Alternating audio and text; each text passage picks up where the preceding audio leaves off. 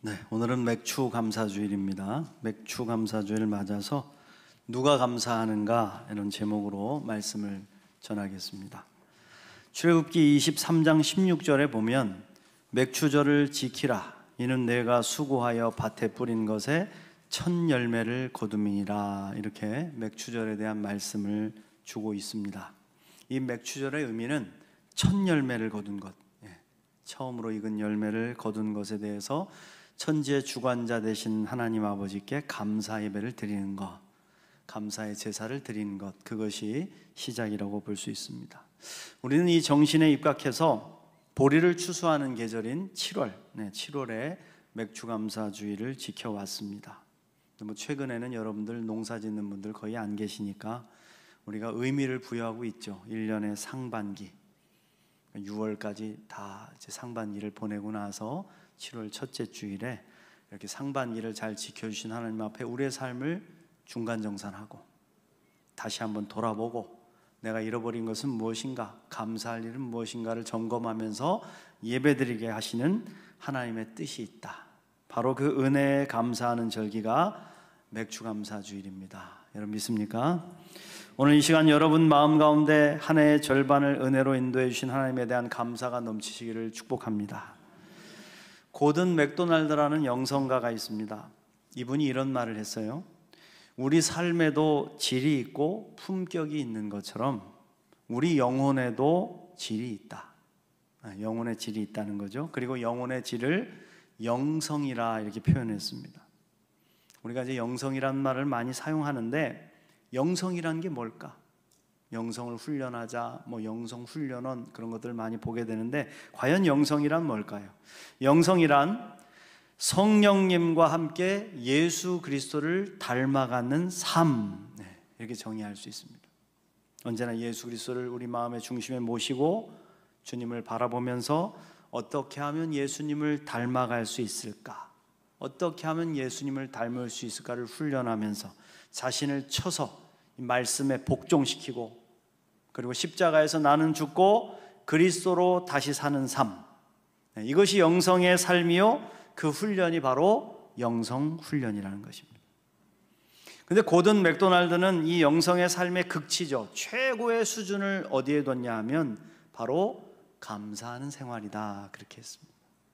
왜냐하면 우리 예수님이 그 누구보다도 가장 위대한 감사를 드리신 분이셨기 때문에 예수님을 닮아간다는 것은 바로 예수님의 감사하는 삶을 닮아가는 것이다.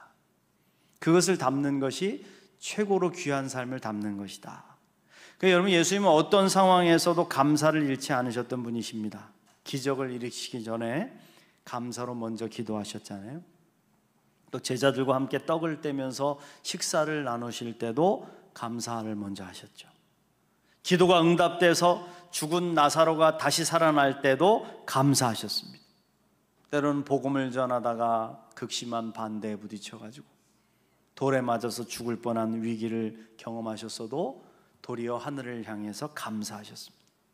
그 무엇보다도 십자가를 지시면서까지 불평하고 원망하는 것이 아니라 입술을 벌려서 아버지여 감사합니다. 아버지여 감사합니다. 그게 바로 우리 예수님의 모습이었단 말입니다. 그 예수님을 따라 살려고 애썼던 사도 바울은 오늘 우리에게 주신 이 말씀을 통해서 이렇게 외쳤습니다. 너희가 그리스도 예수를 주로 받았으니 그 안에서 행하되 그 안에 뿌리를 박으며 세움을 입어 교훈을 받은 대로 믿음에 굳게 서서 감사함을 넘치게 하라. 여러분 그냥 감사하라가 아니잖아요. 그냥 감사해라 그게 아니라 감사함을 넘치게 하라 말씀하셨습니다. 할렐루야. 여러분 바울이 쓴 이 편지는요 골로새서 아닙니까? 골로새서. 골로새서는 옥중서신입니다. 옥중서신. 옥중이 뭐예요? 감옥에 갇힌 상태에서 썼던 편지다. 그래서 바울이 로마의 감옥에 갇혀서 이 편지를 쓰고 있는 것입니다. 언제 죽을지 모르는 상황. 집행해. 그러면 언제 죽을지 모르는 상황이죠. 그런데 바울은 오직 예수님만 바라봤습니다. 예수님께 모든 것을 맡기고 오직 감사로만 영광을 돌리고 있는 것이죠. 저는 바울의 이 모습을 보면서 감사에도 차원이 있다는 것을 깨달았어요. 다 감사하며 살죠. 근데 감사할 일을 그저 감사할 수 있는 것도 귀한 것이긴 합니다. 세상에는 감사할 일에 감사하지 못하고 사는 사람도 많기 때문이죠. 그런데 누구나 할 수 있는 이런 감사 말고 감사의 깊은 영성을 소유한 사람이 드리는 감사가 있단 말입니다. 환경을 초월하고 감사의 조건을 뛰어넘어서 드리는 감사죠. 감옥 속에서도 감사, 실패 속에서도 감사하고 심지어는 죽음 앞에서도 감사할 수 있는 것, 바로 우리 예수님이 드리신 감사다. 그래서 저는 바울의 놀라운 외침을 들으면서 감사는 아무나 하는 것이 아니구나를 깨달았어요. 감사할 수 있는 사람이 있다는 거예요. 그렇다면 누가 감사할까요? 오늘 말씀의 제목처럼 누가 하나님 앞에 참된 감사를 드릴 수 있는가? 누가 이 감사를 깨달아 실천할 수 있을까? 첫 번째로 마음이 건강해야 감사할 수 있습니다. 여러분, 마음이 삐뚤어져 있는 사람들, 또 상처받아서 위축되어 있는 사람들은 온전한 감사를 드릴 수가 없습니다. 자기가 처한 삶의 상황을 삐뚤어진 마음이 왜곡시켜 버리기 때문에. 그래서 예전에 경험했었는데, 우리 밥 잘 사주시는 분 계세요. 밥을 이렇게 사면 모두가 다 밥을 얻어 먹었으면 아유 감사합니다, 잘 먹었습니다, 다음엔 내가 살 수 있도록 노력해 볼게요. 이게 이제 정상적인 마음인데, 삐뚤어진 사람들은 지가 얼마나 돈이 많다고 밥을 사냐? 뭐 얼마나 지가 부자라고 밥을 사고 그래? 삐뚤어진 마음이죠. 그래서 여러분, 의사들은 정신상담을 할 때 병의 근원을 이 마음에서 찾을 때가 많아요. 스위스의 의사이자 정신의학자인 폴 트루니에는 인격의학이라는 것을 창시했습니다.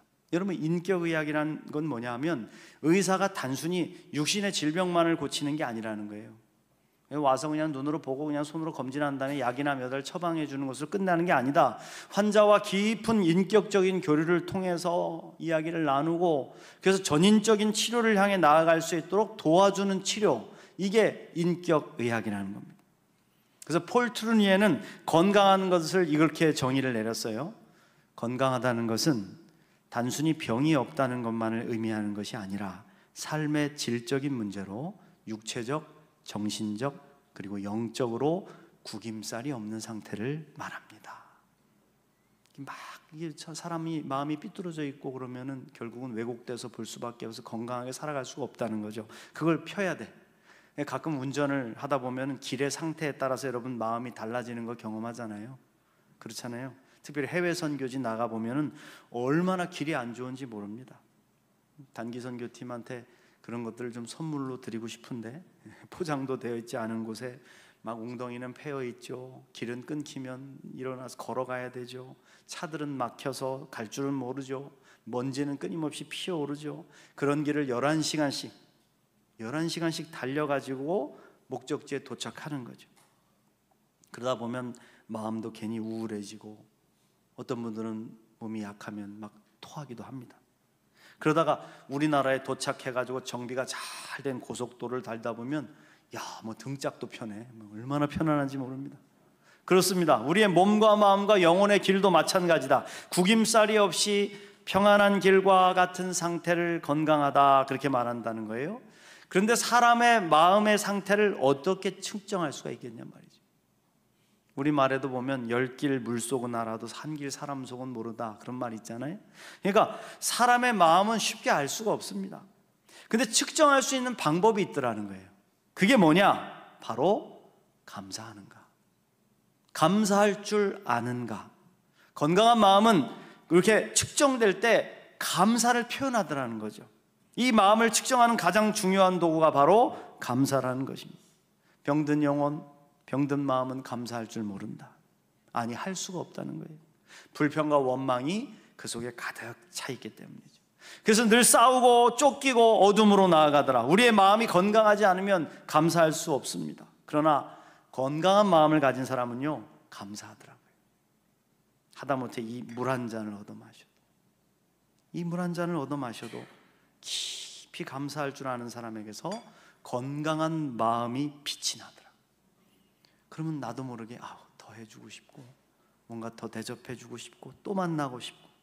사랑하는 성도 여러분, 지금 마음에 감사가 없고 불평이나 남을 탓하는 원망이 가득하다면 얼른 돌이키시기를 축복합니다. 그런 마음 붙잡고 계속 살아봐야 좋을 게 없어요. 좋을 게 없습니다. 깨달아야 된단 말입니다. 아, 내 마음이 지금 건강하지 못하고. 그리하여 어둠으로 가지 말고 빛으로, 감사로 나아가는 저와 여러분 되시기를 간절히 축복합니다. 두 번째로, 없는 것이 아닌 있는 것을 볼 줄 아는 사람이 감사하더라는 거예요. 여러분, 똑같은 문제, 똑같은 삶을, 똑같은 환경을 바라보면서도 이상하게 부정적인 것만 보는 사람들이 있더라고요. 사람을 딱 보는데 처음에 만난 사람을 딱 볼 때 장점이 먼저 보이는 눈이 있어요.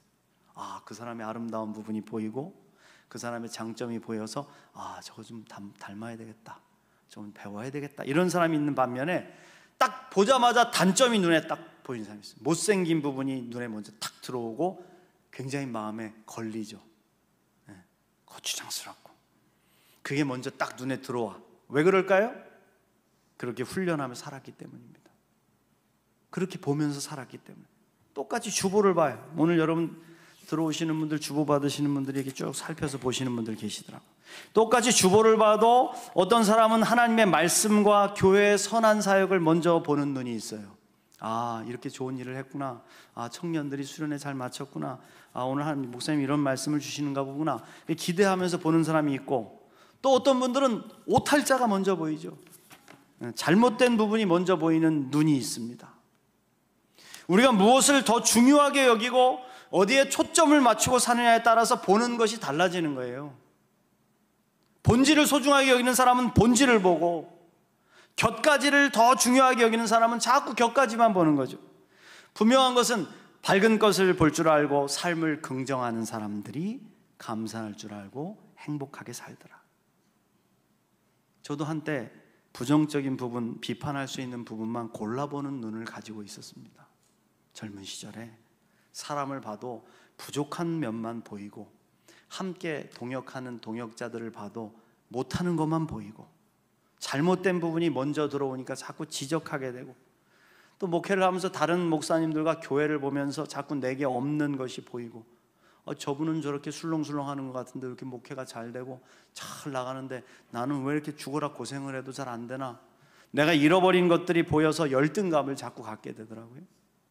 그러니까 소화도 안 돼, 잠도 안 와, 머리도 빠지고 불안하고. 제 15년 전의 모습을 알고 있는 분들이 자꾸 나한테 그 사진을 들이미는데 별로 안 좋아하죠. 별로 안 좋아해요. 그 전에는 더 했어요. 사람들 만나보기도 싫고, 만나기가 껄끄러운 사람들은 안 만나려고 하고, 마음속에 자꾸 어둠이 밀려오면서 괜히 그런 거 있잖아요. 지나가다가 자기들끼리 모여서 수군거리고 있으면 저들이 모여가지고 내 욕하는 거 아닌가, 나 비판하고 손가락질하는 게 아닌가. 그 괴롭더라고요. 부딪히고 선배들과 싸우고. 그러니까 점점점 시간이 갈수록 외톨이가 되는 거죠. 제가 한때 몸무게가 56kg까지 빠졌었습니다. 지금은 그보다는 한 20kg 더 나가니까. 예수님의 치유의 손길이 저를 어루만지시는 그 시간이 탁 되는데, 오셔가지고 저를 어루만지시고 그 어둠으로부터 해방을 시켜주시는데요, 우리 예수님의 눈은 차별이 없으시더라고요. 저는 그걸 깨달았어요. 주님은 나사렛에서 선한 것이 나오겠냐, 이렇게 빈정댔던 나다나엘을 딱 만나시고도 결코 판단하지 않으셨습니다. 이 나다나엘 함부로 이렇게 말하는데 너 이 못된 놈, 이렇게 말하지 않으시고 뭐라 그래? 참으로 이스라엘 사람이야, 네 속에 간사한 것이 없다. 오히려 칭찬을 해주시잖아요. 사람들이 그토록 저주하던 문둥병자를 만나시면 손으로 막 만져주시고, 그리고 거지와 세리와 창녀까지도 다 품어주시고, 일체 판단하지 않으시죠. 오직 그들 속에 담고 계시는 하나님의 형상을 바라봐 주시는 겁니다. 그런 예수님이 저에게도 찾아오셔서 말씀해 주셨어요. 너는 나의 고귀하고 소중한 아들이다. 너는 장점이 많다. 넌 너 자신으로 이미 충분하다. 너는 이미 빛나고 있다. 저는 예수님의 말씀을 듣고 깨어졌습니다. 그때부터 저는 눈이 열렸어요. 제게 없는 것을 보기보다는 내가 가지고 있는 것을 보게 됐고, 내게 아직 남아있는 것을 보게 됐고, 아직 할 수 있는 것을 알게 됐고, 내 안에 감추어진 보물들이 보이기 시작했어요. 근데 나뿐만 아니라, 나한테만 그렇게 보이는 게 아니라 다른 사람들을 사랑하시는 하나님을 알게 됐어요. 다른 사람들 안에 있는 선한 하나님의 형상을 보게 됐습니다. 그들의 장점과 아름다운 점과 본받아야 할 점이 보이기 시작을 했습니다. 그러자 어떤 일이 벌어지냐면 함께 만나는 것이 축복이더라고요. 서로 존귀하게 보아주면서 하나님을 향해서 함께 공명하며 사는 이 삶이 얼마나 아름답고 가슴 벅찬 행복인지를 비로소 알게 됐다. 맨날 경쟁하고 싸우고 눈치 보고 그랬던 것이 이렇게 아름다운 삶인데, 작은 것이라도 주신 것에 감사하고 함께 하심에 감사하고 예수님의 밝은 눈을 가지고 세상을 바라보니까 온통 감사할 것뿐임을 알게 됐다. 할렐루야. 사랑하는 성도 여러분, 성령님의 도우심을 통해서 저와 여러분의 눈이 밝아지시기를 축복합니다. 자꾸 없는 거, 빼앗긴 거, 잘못된 것만 바라보며 불평하지 마시고 있는 거, 남아있는 거, 선한 것을 바라보시면서 감사할 수 있으시기를 간절히 축원합니다. 세 번째로, 겸손한 사람이 감사하더라. 겸손한 사람이 감사할 줄 알더라고요. 겸손이라는 말의 뜻이 뭐냐면 남을 존중하고 자기를 낮추는 태도가 있음. 그런 모습이 있는 분들이 있어요. 자기를 늘 낮추고 다른 사람 앞에 다른 사람을 높여주려고 하는 마음을 가지고 사는 사람이 있어요. 반대로 교만이라는 건 뭐냐면 잘난 체 하는 태도로 겸손함이 없이 건방짐. 듣기에도 굉장히 거북스럽죠, 그죠? 똑같이 은혜를 받아도요, 겸손한 사람은 이럽니다. 나 같은 사람에게 어찌 이런 은혜를 주십니까? 그런데 교만한 사람은 어떻게 하냐면 당연하지, 내가 받아야지, 내가 누군데, 아니 나에게 이렇게밖에 못하냐? 지위가 높아질수록 겸손하라는 것이 뭡니까? 지위가 높아질수록 받는 대접을 자꾸 당연하게 여기기 때문 아니겠어요? 그래서 그 길을 계속 걸으면 결국 멸망으로 가니까 겸손하라고. 그러면 감사하지 못하게 되고 오히려 더 잘 대접하지 못하는 사람들을 책망하고 불평하게 되는 거. 교만한 사람은요, 자기가 더 먼저 대접받아야 되고 더 많이 축복받아야 되고 더 많이 사랑받아야 된다고 생각합니다. 그래서 그런 대접을 안 해주면 원망합니다. 하나님 원망하고 사람들을 책망하죠. 근데 우리 예수님은 어떻게 오셨습니까? 겸손의 왕으로 오셨단 말입니다. 우리의 스승 되신 예수님은 겸손의 왕으로 오셔서 예수님이 친히 말씀하시잖아요. 나는 섬김을 받으러 온 게 아니야. 나는 섬기러 왔어. 난 모든 사람들의 대속물로 나를 주기 위해서 저들을 섬기러 왔어. 사람들이 청하여 높은 자리에 앉히려고 하면 너희들 낮은 자리에 가서 겸손히 앉아 있어. 그러면 높여줄 거야. 낮은 곳으로 가. 대접을 받고자 하냐? 그럼 너 먼저 남을 대접해. 겸손한 자를 높이시고 교만한 자를 낮추신다고 하셨죠. 말로만 하신 것이 아니라 예수님은 본이 되셨습니다. 자신을 다 버리시고 십자가를 지고 죽으시면서까지 우리를 살리셨죠. 그래서 예수님은 늘 나를 먼저 밟고 가라. 먼저 너희들 구원을 받아라. 너희들 먼저 축복을 받아라. 그리고 나를 따라오라. 그렇게 말씀하셨죠. 우리가 여러분 그런 분의 제자란 말입니다. 세상의 종교인들은 가서 신을 얼르고 달래고 돈 내고 이것저것 해가지고선 자기 복 받으려고 자기 높아지려고 하지만 우리 예수님을 믿는 우리 기독교는 그런 종교가 아니란 말입니다. 우리는 그분의 자녀고 제자다. 사랑하는 성도 여러분, 우리가 하나님 앞에서 높아져 봐야 얼마나 높아지겠습니까? 부자가 돼봐야 얼마나 부자 되겠습니까? 자꾸 높아지고 싶고 대접받고 싶은 마음이 일어날 때 그걸 십자가에 못 박아야 돼요. 못 박아야 돼요. 그리고 하나님의 은혜를 우리는 붙잡아야죠. 그것만큼 행복에 이르는 길이 없다는 거죠. 저는 오늘날 우리 한국교회를 볼 때마다 참 마음에 탄식이 일어날 때가 많습니다. 우리 한국교회 병이 뭘까요? 그건 높아지려는 병 아닙니까? 교만의 병이 들지 않았습니까? 예수의 이름으로 세상을 지배하려고 하고 가지고 있는 돈과 힘과 권력을 가시하려고 하죠. 우리 교회가 이런 교회야 자랑하죠. 교회 건물을 자랑하죠.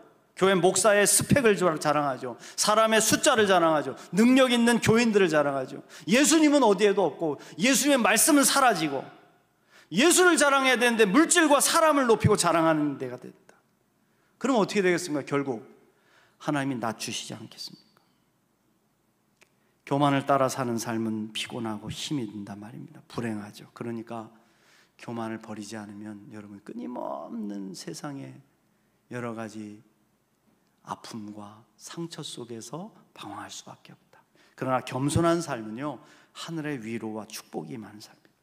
주님 품에 안길 수 있는 삶이요, 주님이 나를 높여주시는 삶이다. 그래서 바울은 고백한 거 아닙니까? 나의 나된 것은요 하나님의 은혜로 된 것입니다. 내게 주신 은혜가 헛되지 아니해서 내가 다른 모든 사도들보다 더 많이 수고하였으나 내가 아닙니다. 오직 나와 함께 하신 하나님의 은혜입니다.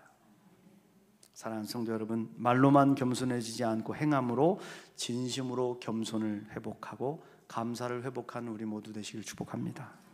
마지막으로 믿음이 있어야 감사할 수 있습니다.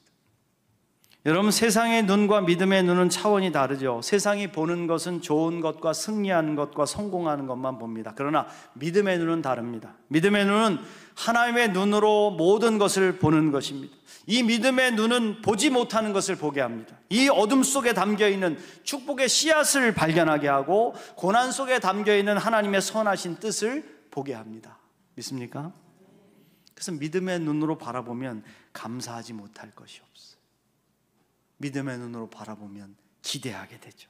그래서 하나님은 우리 믿음의 모든 사람들에게 명령을 내리셨습니다. 뭐라고 명령하십니까? 범사에 감사하라.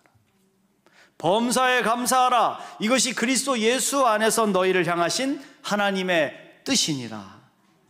그렇습니다. 믿음의 눈으로 보면 작은 것이 더 귀하게 보이고 또 연약함 속에 담겨있는 하나님의 능력을 보게 되며 실패 속에 담겨있는 더 큰 희망을 보게 되죠. 그래서 우리는 믿음의 눈을 가지고 있는 사람들은 자기 약함을 자랑합니다. 자기의 부족함을 자랑하고 자기의 자금을 자랑하고 자기의 고난을 자랑하죠. 왜? 합력하여 선을 이루시는 하나님의 믿음, 하나님의 사랑을 알기 때문에 언제나 그 믿음을 가지고 감사하며 살아가는 것이죠. 믿음의 눈을 들어보게 되면 고난도 축복의 도구가 될 수 있다. 그 더치 휘츠라는 목사님이 쓴 책이 있어요. 하나님의 타이밍을 포착하라. 좀 오래된 책이긴 한데 이 책에 보면 이런 이야기가 나옵니다. 어떤 사람이 배를 타고 이렇게 가다가 난파를 당했습니다. 배가 난파돼서 다른 사람들 다 죽고 오직 홀로 살아서 생존자가 돼서 파도에 밀려가지고 무인도에 도착을 하게 됐습니다. 그는 그곳에 도착해서 살아있음에 먼저 감사했어요. 하늘을 향해서 감사기도를 드리고 하나님 살려주심에 감사합니다. 이제 이곳에서 나갈 수 있도록 나를 구원해 주십시오. 그럼 부르짖어서 간절히 기도합니다. 그리고 날마다 수평선 너머를 바라보면서 구조선이 오기를 기다리고 있었어요. 그런데 아무리 기다려도 지나가는 배가 없었습니다. 더 이상 소망을 찾지 못하고 포기한 그는 이제 이 무인도에서 살아남아야 되겠다. 살기로 결심을 하죠. 작은 오두막집을 하나 이렇게 짓고 난파된 배에서 떠밀려온 여러 가지 물건들을 주워다가 집에다 채웠습니다. 다행히 어느 정도 버틸 수 있는 그러한 몸을 보호받고 살만한 것들을 이제 만들 수가 있었어요. 그래서 어느 정도 이렇게 지내고 있는데 한참을 지내다 보니까 이제 먹을 것이 떨어졌어요. 그 식량을 구하러 나가야 되겠다 생각하고 밖으로 나가서 이제 섬을 돌아보는데 잘 돌아보니까 그 작은 오두막집이 불이 난 거예요. 자기가 피우는 불씨를 끄지 않고 갔는지 이게 불이 나가지고 온통 다 타버리는 거죠. 아무리 불을 끄려고 갔다가 물을 갖다 뿌려대도 더 이상 손을 쓸 수가 없어서 그는 불에 타 무너지는 집을 바라보면서 하늘을 향해서 원망을 쏟아냈습니다.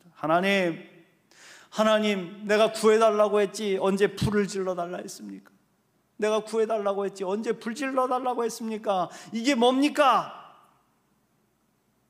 모든 것을 포기하고 지쳐서 쓰러져 잠든 그 다음날 아침에 일찍이 배 한 척이 저 멀리서 섬으로 다가오기 있었다. 그리고 마침내 그는 구조되었다는 거죠. 그래서 그 선원들한테 물었대요. 아니, 제가 여기 이 섬에 있는 것을 어떻게 알았습니까? 선원들이 대답했습니다. 우리는 당신의 연기 신호를 봤습니다. 어제 당신이 불을 피워서 우리에게 구조 요청을 하지 않았습니까? 여러분, 그렇습니다. 당장 보이는 고난이 우리에게는 재앙으로 느껴질 수 있어요. 그죠? 세상의 눈으로 보면 실패요, 끝입니다. 그러나 믿음의 눈으로 볼 때 희망의 연기가 피어오르는 것이죠.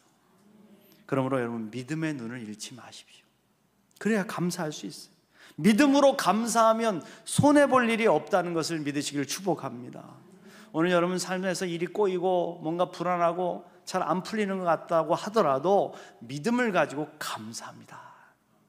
감사해봐라. 그때 하나님께서 합력하여 선을 이루시는 놀라운 은총을 우리에게 베풀어 주실 줄 믿습니다. 사랑하는 성도 여러분, 우리는 또 한 해의 맥주 감사주일 맞이했습니다. 저와 여러분의 마음이 온전한 감사를 고백할 수 있는 건강한 마음 되시기를 주의 이름으로 축복합니다. 여러분의 두 눈이 열려서 없는 것이 아니라 있는 것, 주신 것을 바라보며 감사할 수 있기를 축복합니다.